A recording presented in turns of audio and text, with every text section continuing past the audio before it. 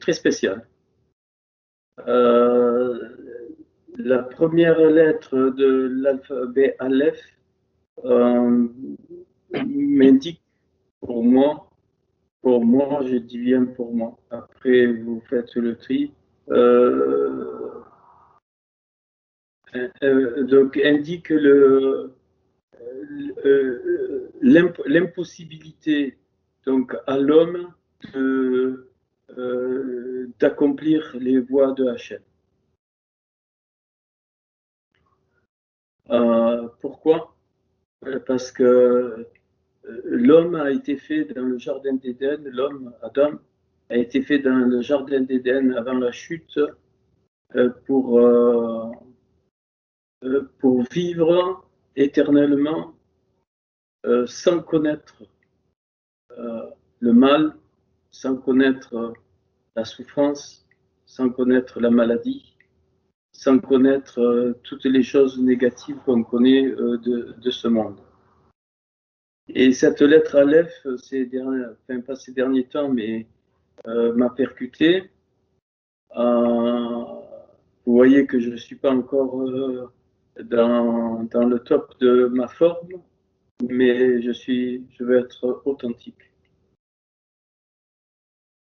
Ça ne sert à rien de s'habiller avec une vitrine, des vêtements qui montrent quelque chose de beau, et puis quand on me déshabille, ben, dedans c'est beaucoup de choses qui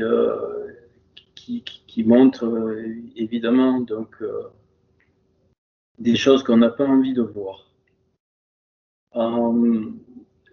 Cette lettre Aleph, vous la connaissez tous, elle a d'abord une barre penchée, donc qui est un Vav, qui est un 6, donc ça concerne l'homme, la race adamique, mais ça représente aussi la Torah.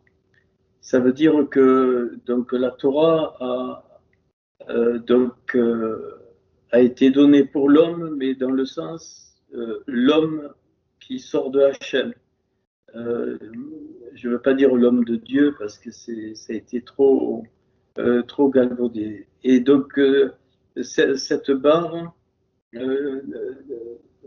vous voyez comment elle est, hein, donc elle est, bon, j'ai pas fait de, ça reviendra petit à petit. Donc elle est penchée, puis elle a comme une petite pointe en haut et une petite pointe donc en bas. Et donc cette lettre Aleph, elle veut dire le bœuf, celui qui porte, mais elle veut dire aussi l'enseignement. C'est pas pareil que le Lamed. Le Lamed, c'est l'enseignement par la révélation. Le Aleph, c'est l'enseignement par le cœur, par le vécu. C'est pour ça que le mot Elohim commence par Aleph. Donc Hachem ne nous trompe pas. D'entrée, et donc la Torah commence pas par Aleph. Le Aleph, il est caché dans le coin du bet de la maison, parce que c'est la maison du bonheur, c'est la maison de la joie, c'est la maison de la shimara, c'est la maison du shalom, de la paix, c'est la maison des réjouissances. Mais Hachem dit, ces choses-là ne peuvent être vraies et se concrétiser que par le point au centre du bête qu'est la maison. Et ce point, c'est le Aleph recroquevillé. Ce Aleph, donc la barre penchée, donc c'est ça qui va donner le point. Et puis les deux Yud, un petit Yud en haut qui fait 10 et un petit Yud en bas qui fait aussi 10. 10 et 10, ça fait 20. Et donc la barre penchée, ça fait 6, 26. 26, c'est la valeur numérique de Yod, He, Vav, He.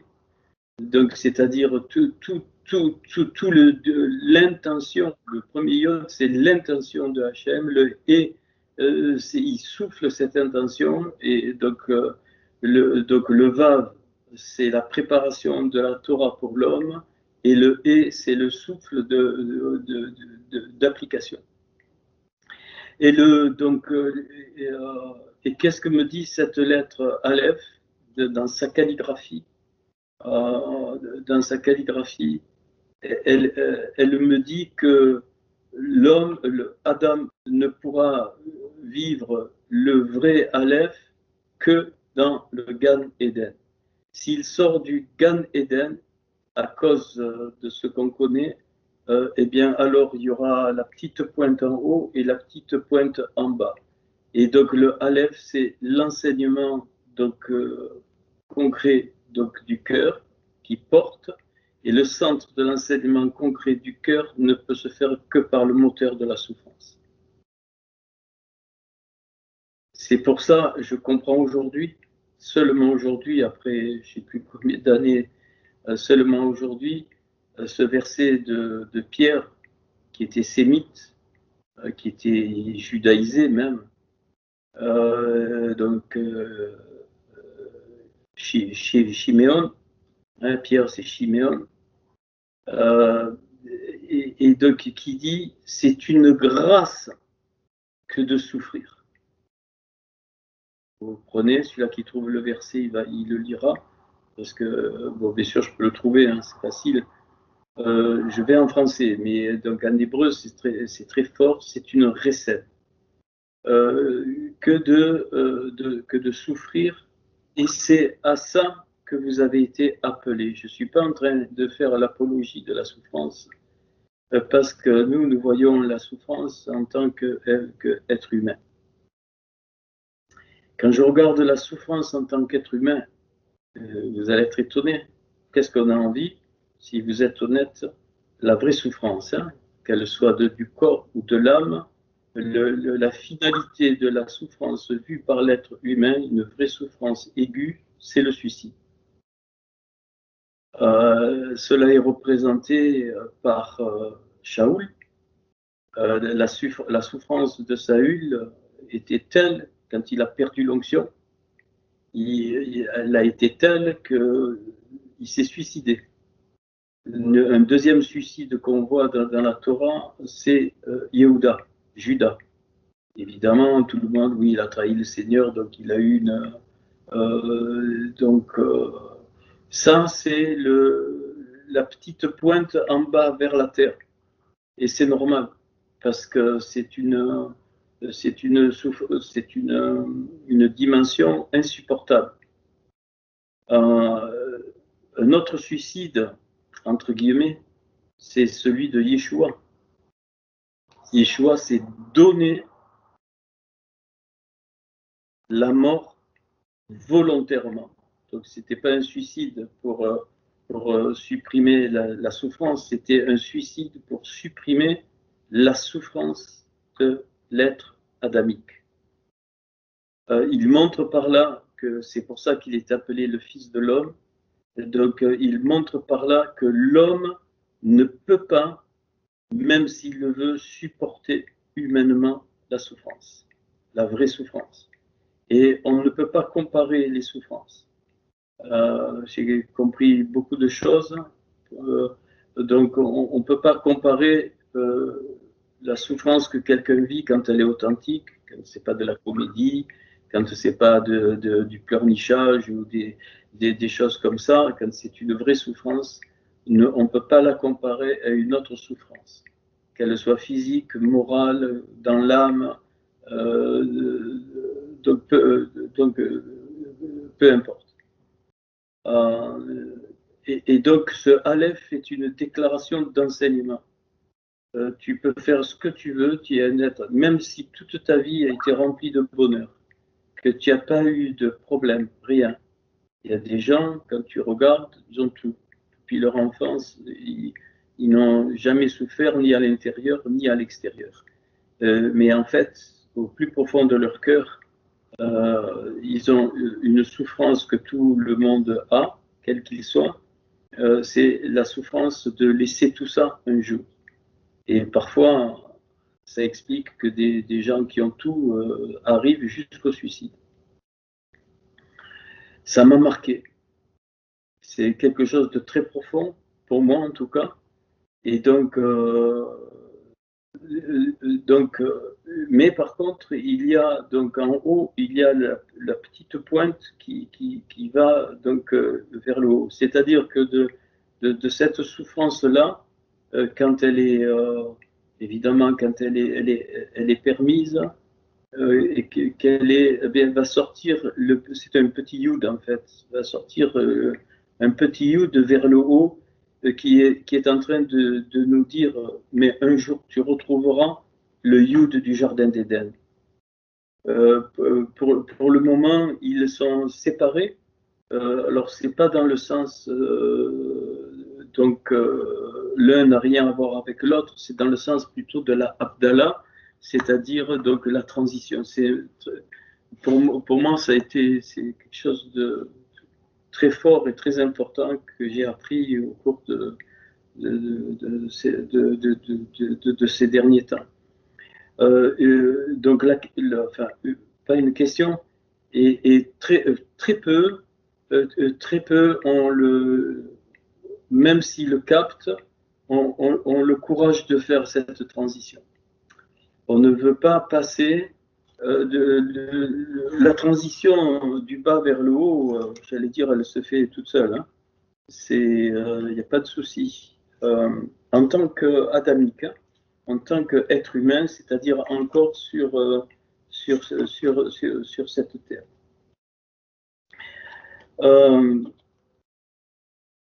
Alors, je ne prends pas encore les... Alors, j'ai recommencé à aller dans l'hébreu, mais je vais doucement, donc petit à petit.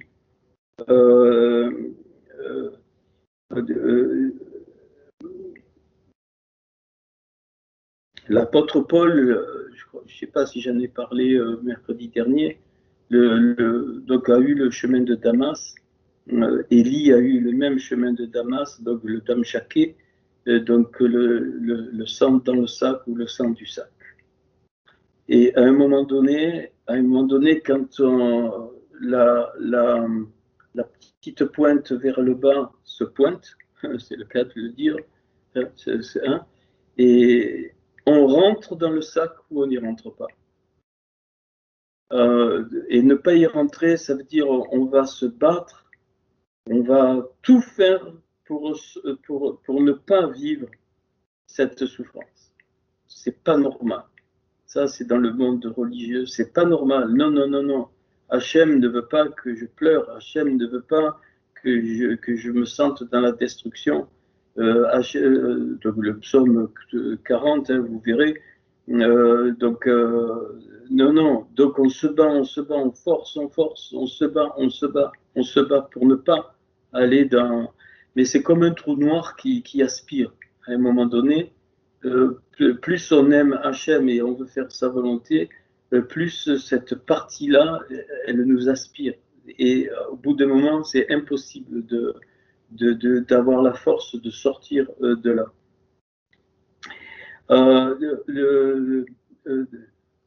Donc, Yeshua, au travers de Paul, enfin Paul nous ramène, il dit, mais il y a un seul corps, donc un seul esprit, comme aussi, bon, je vais en français, il faudrait aller en hébreu, bon, un seul gouffre, c'est-à-dire l'ensemble, un seul roi, un seul souffle, comme aussi vous avez été appelés à une seule corde. Le mot espérance ici, c'est les mêmes lettres que le mot corde, à une seule corde par votre vocation. Par votre vocation. Et donc il y a un seul Seigneur, donc une seule émouna, une seule immersion, baptême, donc un seul Dieu et Père de tous, qui est au-dessus de tous et parmi tous et en tous. Donc tous les enfants, toutes les cellules du corps du Mashiach, du Adam Kadmon premier, donc originel, qui s'est réduit pour ça. Et Paul va, mais à chacun de nous, la grâce a été donnée selon la mesure du don du Mashiach. Donc, ça veut dire, et ça correspond à un autre verset, vous ne serez pas tentés, vous ne saurez pas souffrir au-delà de vos forces.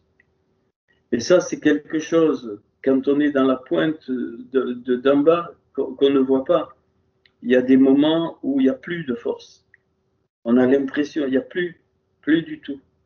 Plus du tout. Et donc, ça a des répercussions autour de nous, c'est évident. Mais en même temps, c'est à ce moment-là qu'il faut parler et être authentique. Parler, pas n'importe comment et pas n'importe qui. Et donc, c'est une mesure. Hein, c'est-à-dire une capacité dès le départ que Hachem a mis à chacun de nous. Donc, il est hors de question ici de dire je vais vivre la même chose qu'un tel, qu'un tel, qu'un tel, qu'un tel. Non. Il y a une capacité, il y a des, on le voit, moi je le vois, il y a des choses que je ne supporterai pas, enfin alors que d'autres sont capables d'aller dans ces dimensions. Je vais vous dire quelque chose. Est-ce que vous avez eu la sensation un jour d'être plus rien?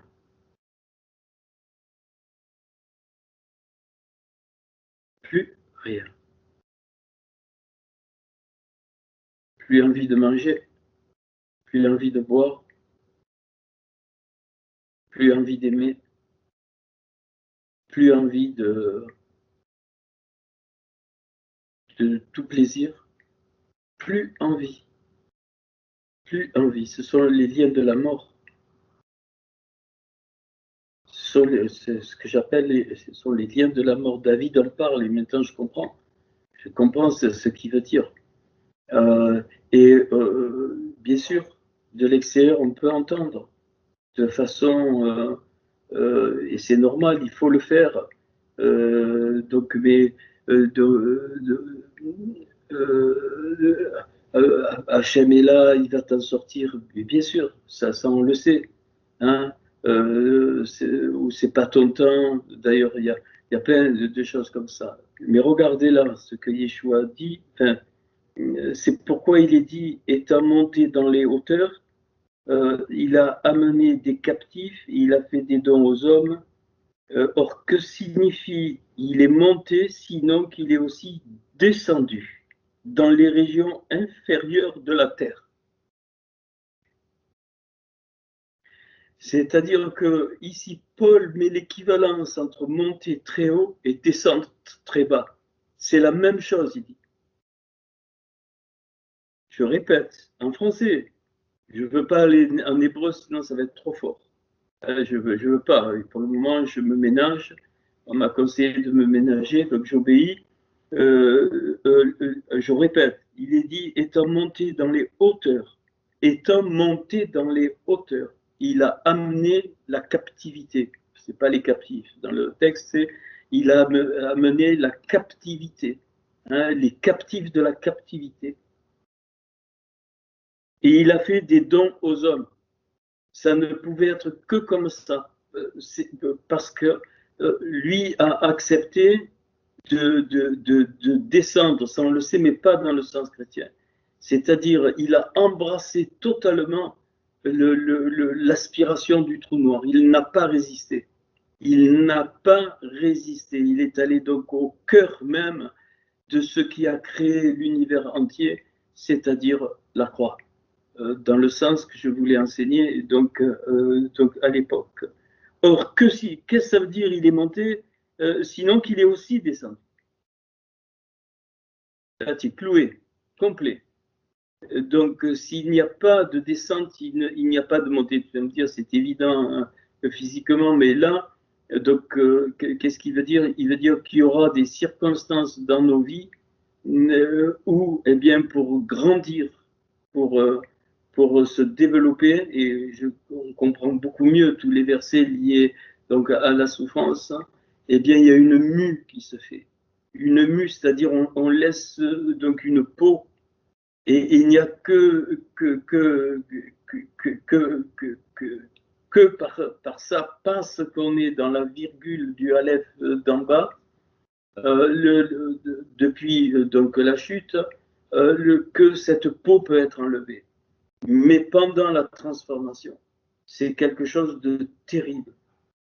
Que ce soit une maladie physique, que ce soit une épreuve dans le travail, que ce soit de tout ce que tu veux, tout ce qui t'amène dans ces dimensions de souffrance aiguë. Ça peut être beaucoup de choses.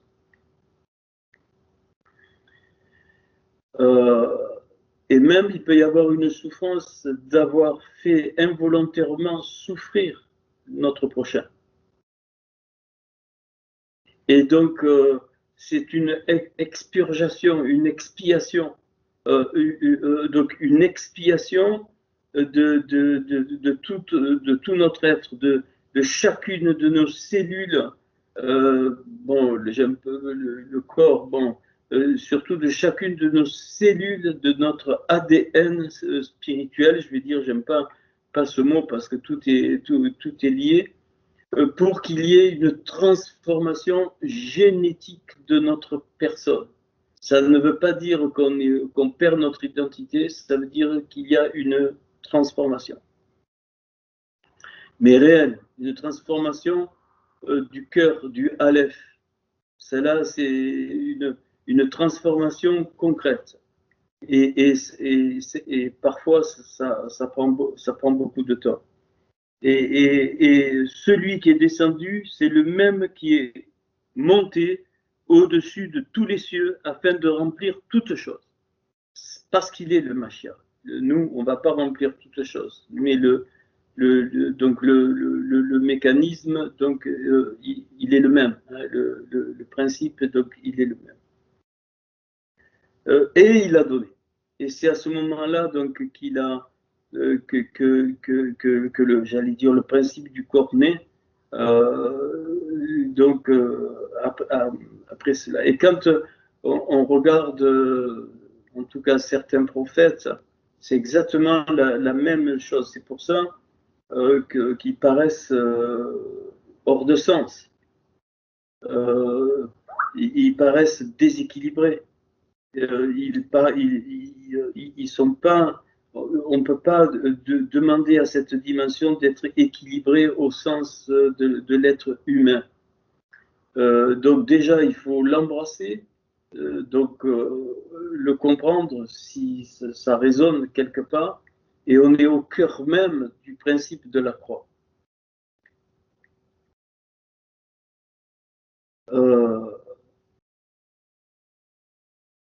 Et donc, ce que j'ai compris, c'est que ça ne peut pas être le vrai fruit.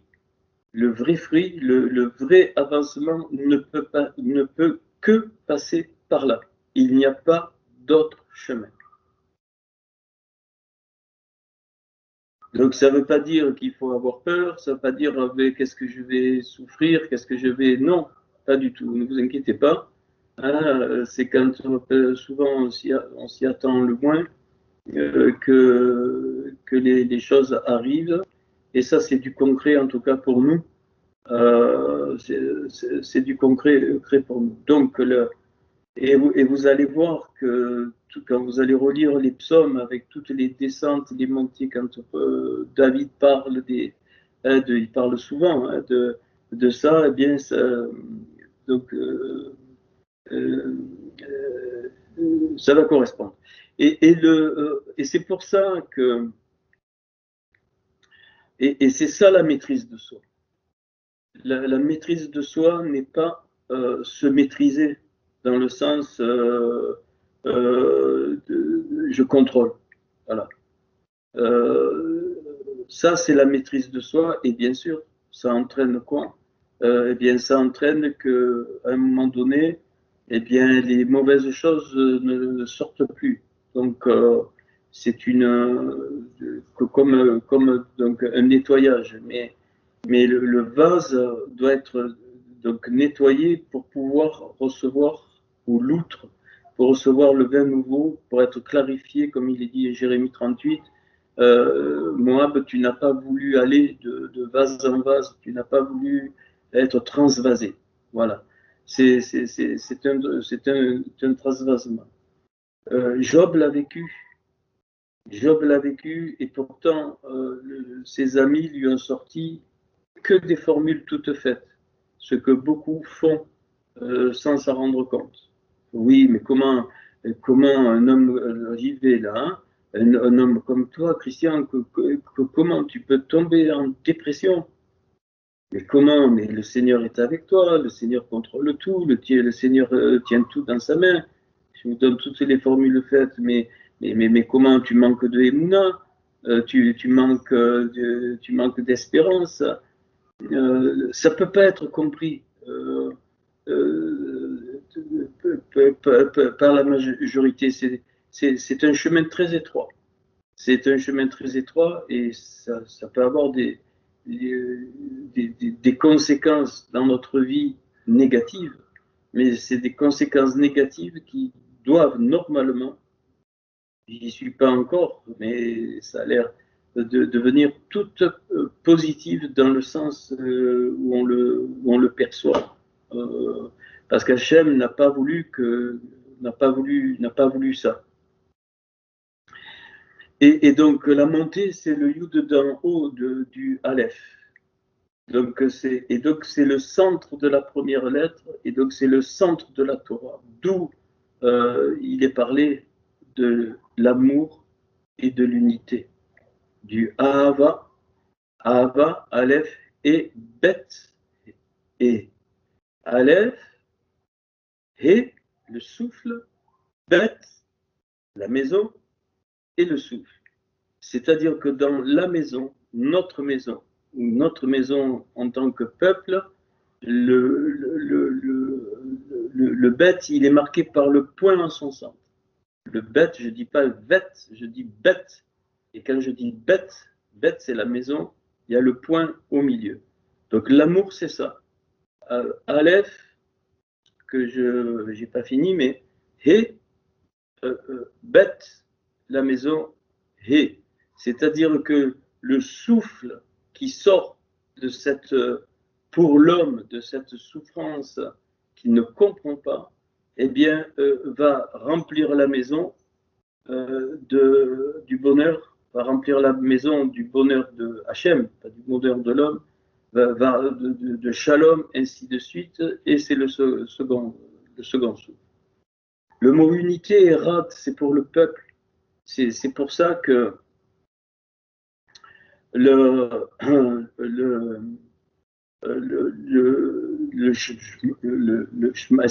schéma Israël finit que Adonai Erad, Shema Israël, Adonai Eloheinu, donc le Seigneur notre Dieu, pas mon Dieu, notre Dieu, ça c'est le peuple. Donc Israël, il dit Yacharel, ce qui est droit. Adonai Eloheinu, le Seigneur notre Dieu,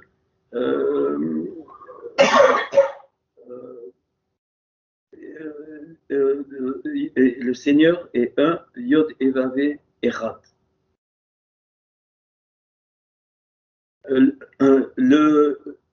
Donc, ce Erad, comme le Aleph, ainsi de suite, le Erad commence par Aleph aussi. Donc, le même principe, mais maintenant, la deuxième lettre, c'est le Ret. Le 8, la surnature, c'est la vie. Rai, la vie. Maintenant, c'est dans l'unité, la vraie unité donc, du corps, du peuple, que la vie jaillit et qui va permettre à chaque individu de connaître le shalom, de connaître la joie, ainsi de suite, qui est dans le bête. C'est très facile pour les Juifs de comprendre ça, mais beaucoup moins par les Occidentaux. Je répète, j'ai dit le mot amour, donc le Aleph Erad, il est suivi par Ret la vie. C'est-à-dire, c'est du Aleph, c'est le cœur de la souffrance comprise. On essaye de la comprendre ensemble, enfin de la comprendre, de l'embrasser donc ensemble, qui va donner la vie, donc le Rai 8, qui est la surnature, et c'est donc la résurrection. Et il finit par Dalet, qui est la porte. Dalet, qui est la porte. Alors celle-là, j'aime pas le mot victoire parce qu'il est galvaudé. Donc, mais c'est la porte qui nous ouvre sur les prémices du royaume de Dieu, du royaume des cieux, auquel avaient part Adam et Ève dans le Gan d'Éden avant la chute. C'est ce que j'ai compris. Les deux font 26, c'est-à-dire la valeur de Yod et Vav et.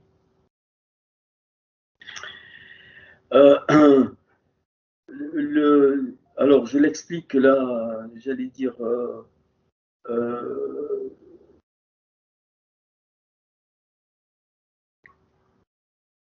Une partie, c'est du vécu.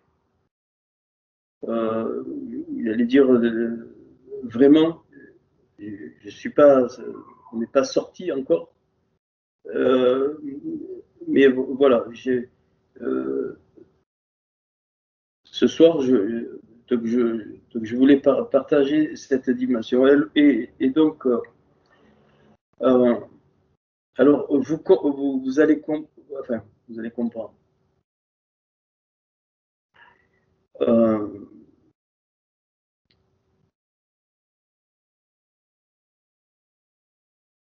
C'est pas une application individuelle. Moi, je l'applique, l'autre, il l'applique pas. C'est impossible. C'est comme si un membre de notre corps appliquait les choses et l'autre membre, il n'applique pas. Ça peut pas marcher. Si un membre, d'un coup, bloque l'afflux de sang, le membre à côté qui doit recevoir par ce membre le sang, il peut pas. Il peut pas dire, moi, je n'ai rien à foutre de l'autre, je reçois quand même le sang. Non, c'est l'histoire des vides et des pleins qu'on a vu. Alors, ça revient parce que pour moi, c'est le cœur même de la génération d'Élysée.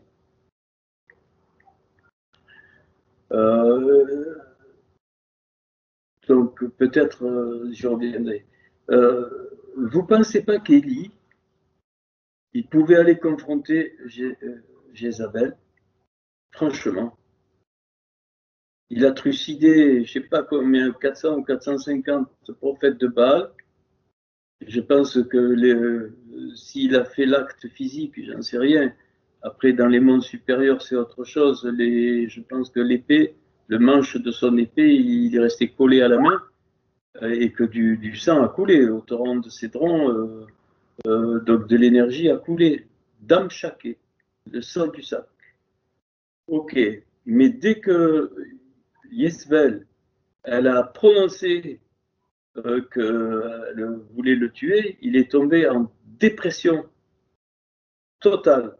Le mot, d'ailleurs, on le trouve en hébreu. Il est parti. Il est devenu comme fou. Il est parti. Les corbeaux l'ont nourri, donc ainsi de suite. Pourquoi? Parce que Jézabel avait trouvé la faille du peuple, la faille du Hérad. C'est ça que j'essaie de vous faire comprendre et pour pas que la génération d'Élysée fasse cette erreur majeure. On ne combat pas Jézabel. Ce n'est pas une question de combat spirituel. C'est une question de corps, de famille. Donc, si le peuple avait été, alors il rouspète, on le sait, il dit mais il y a 70 prophètes qui n'ont pas fléchi le genou devant toi, mais il n'y avait que 70 prophètes, ce n'était pas tout le peuple. Hein. Le peuple suivait les Baals entraînés par les Astartés, parce qu'ils voyaient les richesses, l'individualisme, toutes ces choses. Donc, excusez-moi. Et donc Élie est parti, il n'a pas combattu Jézabel. Il est parti, dépressif dans la grotte. Et donc, manifestation de la puissance de Hachem, il ne sort pas. C'est pas ça qui le fait sortir. Manifestation de l'ébranlement, de tremblement de terre, donc toutes les secousses, c'est pas ça qui le fait sortir. Bon, je vous l'ai déjà dit, tout ça, mais ça revient. La manifestation du feu, pas ça qui le fait sortir. Ce qui le fait sortir, c'est le murmure doux et léger. Et dans le murmure doux et léger, il y a Dam, le sang, il y a Damas. C'est le chemin de Damas. Et voilà pourquoi Paul va vivre le chemin de Damas. Persécuteur de la communauté, tout ce que tu veux, il fallait qu'il soit expurgé, il fallait qu'il soit expié par la souffrance aiguë. On ne sait pas, on dit 3 jours, mais cet homme a souffert énormément. Pour que c'est ça les écailles, pour que les écailles tombent des yeux et qu'il voit enfin, bien sûr, il était persécuteur, mais qui voit enfin que cette souffrance, elle était nécessaire. Ok. Et tout de suite après, si vous remarquez, Élie génère la génération d'Élisée. Je l'ai déjà dit. Et c'est Jéhu qui, plus tard, livrera Jézabel au chien. Mais pourquoi? Parce qu'au travers d'Élisée, le corps est formé. C'est ce qui manquait. Le corps est formé. Et c'est pour ça qu'il dit, bon, qu'il a jeté son manteau sur Élisée. Mais en fait, tu le relis d'une autre façon. Et c'est écrit, il a tourbillonné dans la Torah Élisée, c'est-à-dire le salut d'Élie. Eliaou, c'est mon Dieu, Eliaou, lui, il est Dieu, et Elisha, c'est le salut, c'est ça le salut.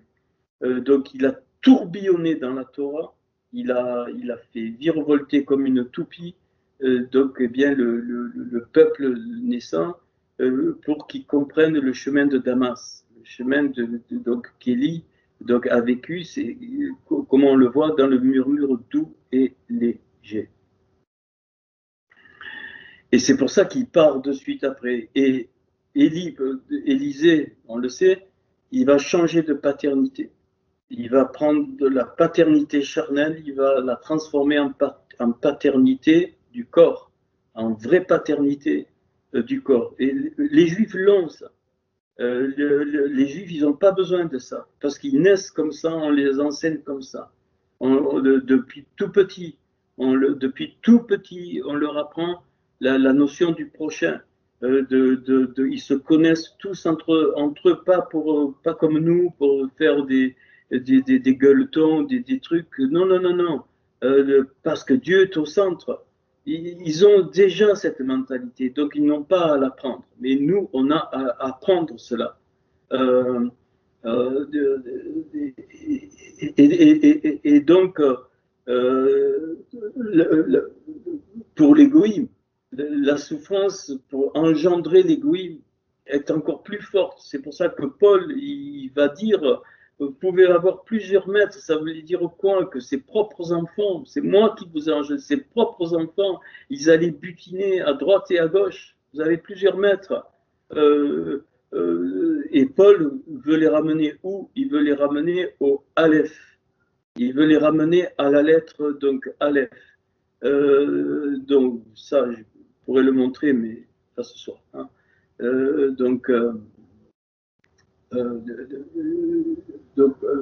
Pas ce soir.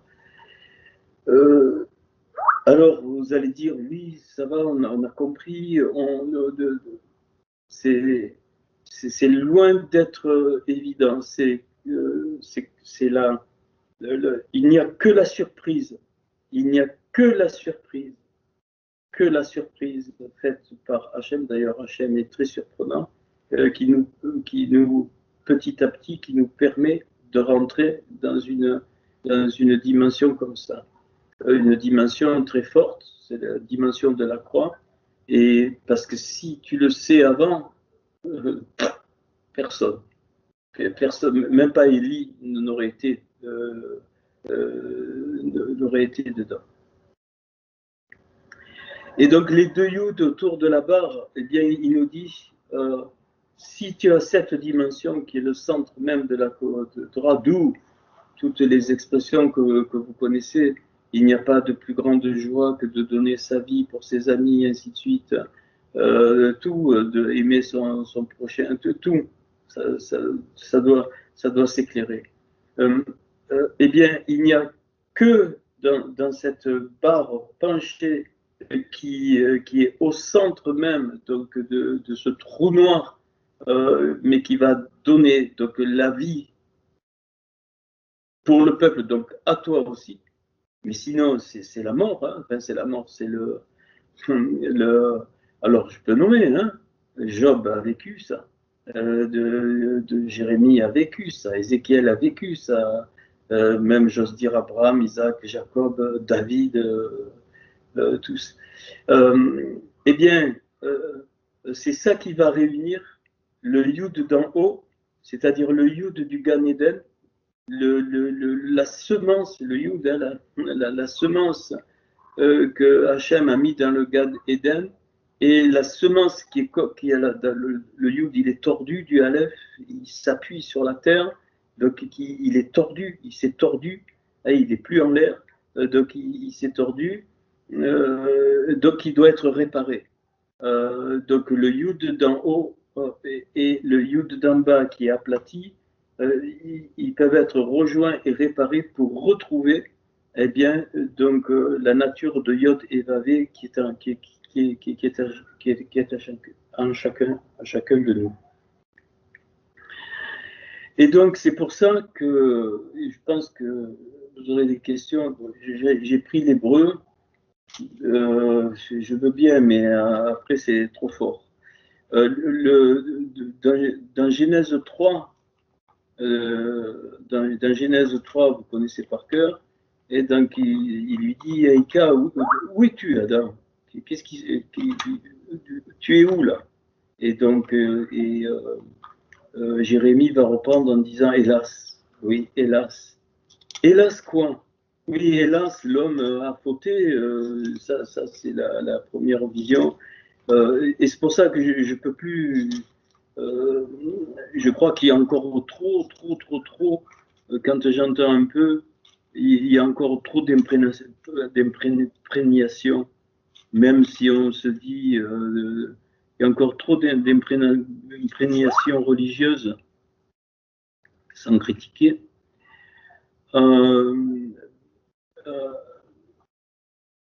C'est pas vrai. C'est manque d'authenticité. Et donc, ça va même transformer tout, hein, non seulement nos vies, mais la vie donc du peuple. Bon, je prends en français parce que je suis pas mal fatigué, mais pas physiquement. Hein. C'est pas physique. Hein. Bon, ça remonte, ça va doucement, mais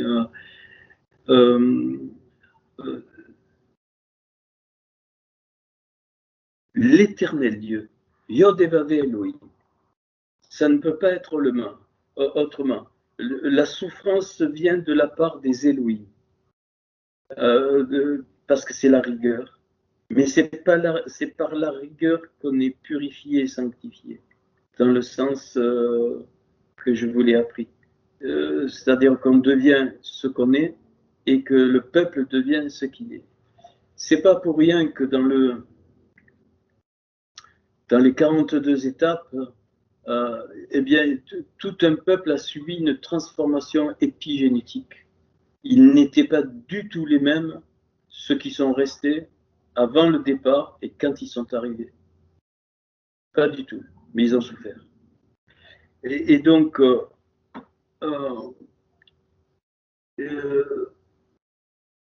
donc il appelle Adam. De où es-tu, hein? Comme si Hachem ne savait pas où il était. Donc la question est très, comment dire, très sémite. Il n'avait pas à poser cette question, Hachem. Où es-tu? Il savait très bien où était Adam. Il savait très bien ce qu'il avait fait. Très, très, très bien. mais il attend quelque chose de sa part. Donc il pose donc une question. J'ai entendu ta voix dans le jardin et j'ai eu peur parce que je suis nu et je me suis caché. Il a eu peur de quoi? Il savait que, euh, que, pour, euh, que pour retrouver cette pureté, cette nudité, enfin, son étincelle, il savait qu'il y aura un chemin de souffrance. C'est pour ça qu'il dit j'ai eu peur. J'ai eu peur parce que je sais ce qui m'attend, entre guillemets. C'est ça qu'il dit. J'ai eu peur parce que je suis nu. On y est. Ah, ils ne savaient pas, ils n'avaient pas conscience. Nu, dénudé, authentique, tout mis à jour. Tout mis à jour de ce qui s'était passé et qui a donné cette nature qu'on appelle la nature charnelle. Et donc l'Éternel Dieu dit, mais qui t'a appris que tu es nu? Entre parenthèses, c'est pas moi. C'est pas moi, Hachem, qui t'ai dit que tu étais nu. Haroum. Haroum, le mot Haroum, c'est le même mot que rusé. Le serpent était Haroum, c'est exactement le même mot. Il est dit, le serpent était le plus rusé de tous les animaux, donc il était le plus nu de tous les animaux, si tu veux, comme tu veux. C'est exactement le même mot. Est-ce que tu as mangé de l'arbre dont je t'avais défendu de manger? Ça, bon, on connaît par cœur, je vous ai enseigné. Et là, Adam, il a peur. Qu'est-ce que va faire Adam? Il a peur. Il a peur, il sait ce qu'il attend. Donc, qu'est-ce qu'il va. Donc, ça, c'est. Il attend, il sait ce qu'il attend. Qu'est-ce qu'il attend? Qu'il va être obligé, à cause de ce qui s'est passé, de devenir le petit Yud en bas de la lettre Aleph. Le petit Yud terrestre, le petit Yud charnel, et que ça va donner pour remonter. Alors, il dit la femme, donc Isha, que tu as mis auprès de moi, mais tu remarqueras qu'il met dehors Adam, mais il ne met pas dehors du Gan Eden, du jardin d'Éden, il ne met pas dehors Isha, il ne met pas dehors Ève, Rava. Dans la symbolique, Rava est resté dans le jardin d'Éden. Alors, et qu'est-ce que fait Adam? Adam, il dit, mais ce qui est spirituel, enfin, ce qui est dans le Gan Eden, c'est ce qui est dans le Gan Eden qui m'a donné le fruit que je ne devais pas manger. Donc, parce qu'il a peur de la conséquence. Donc, donc, c'est comme s'il voulait entraîner. Il dit à Hachem, mais ça vient aussi du Gan Eden, de ce que tu as mis dans le Gan Eden. Je ne vais pas en hébreu, hein, parce qu'en hébreu, on va monter, et puis pour le moment, je monte doucement. Entre parenthèses, je marche doucement en ce moment. Je boite même parce que l'autre soir, en rentrant, je suis tombé. Je ne sais pas ce qui m'est arrivé, je suis tombé. Je me suis fait un énorme œdème à la jambe gauche, un énorme œdème au pied droit, tout enflé. Bon, ça va un peu mieux. Mais entre parenthèses, hein. L'homme répondit, la femme que tu auprès de moi m'a donné de l'arbre et j'en ai mangé. Et qu'est-ce que. Puis, évidemment, il s'adresse donc à Isha. Pourquoi tu fais cela? La femme répondit, le serpent m'a séduite, donc, et j'en ai mangé. Le serpent, il a séduite comment? Il a dit, enfin, bien sûr, il y a plusieurs, c'est ce que j'ai trouvé, le Narach, il y a montré que le bonheur. Il y a surtout caché que si elle prenait de ça, la conséquence pour retrouver ce bonheur, ça serait la souffrance. la souffrance inconsciente qu'on ne peut pas. On est au cœur même de la croix. Et donc on sait, et donc il y a les trois verdicts, Eh bien, il faudra, la femme sera blessée, hein, donc elle mettra inimitié. Donc il faudra que les choses du jardin d'Éden soient en inimitié. Les choses de l'esprit sont contraires à ceux de la chair. Galates chapitre 5. Ok. Donc l'homme, il faudra qu'il travaille à la sueur de son front pour que le fruit de l'esprit sorte. Et il faudra racler toutes les broussailles des vies, de tout ça, tu comprends? Tout ça, tout le cœur est là, hein, tout le cœur est là. Et donc il te produira des épines, donc ainsi de suite.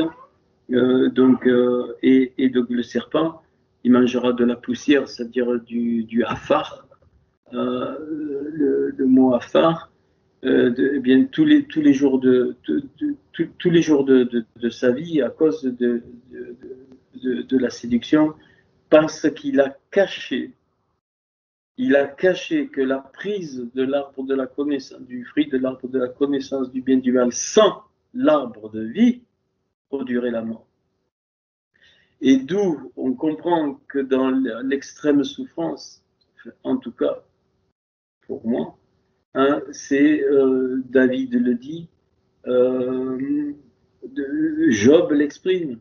À un moment donné, la souffrance est telle qu'il préfère mourir. Enlève-moi, Seigneur, donc enlève-moi. Bon, et je vous donne ça non pas parce que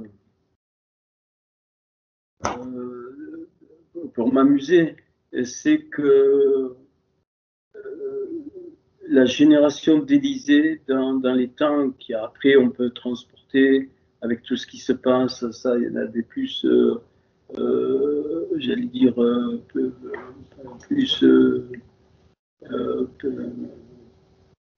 plus érudits là-dedans que moi, dans le monde entier, ainsi de suite, par rapport donc à Israël.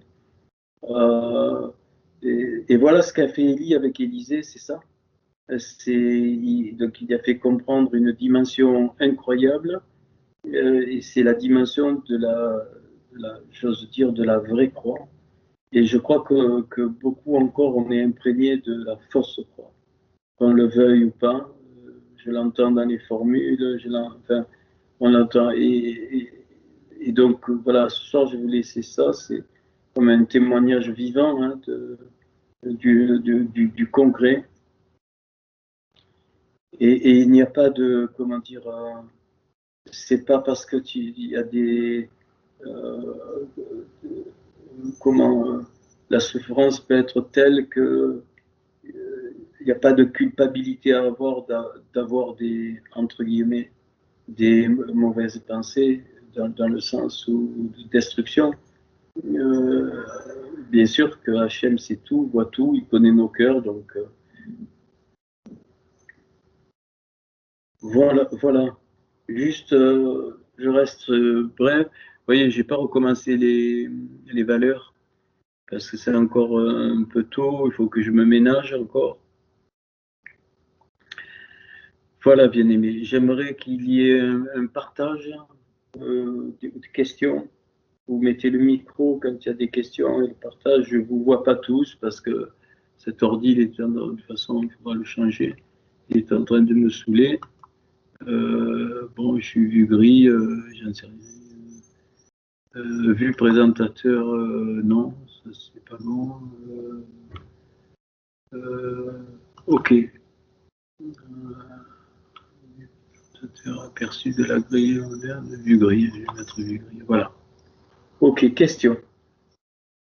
Question ou échange, ou des questions même sur. Vous avez le droit de me poser des questions, surtout ceux qui ont souffert de notre absence, tout ça. Enfin, mes questions centrées, enfin centrées. Voilà.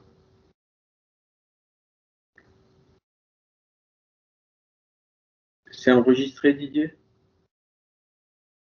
Oui, c'est enregistré. Je me posais la question, est-ce que je coupe maintenant et on garde le partage pour nous? Ou est-ce que je vais Voilà. jusqu'au bout? Maintenant, vous le mettez sur la chaîne.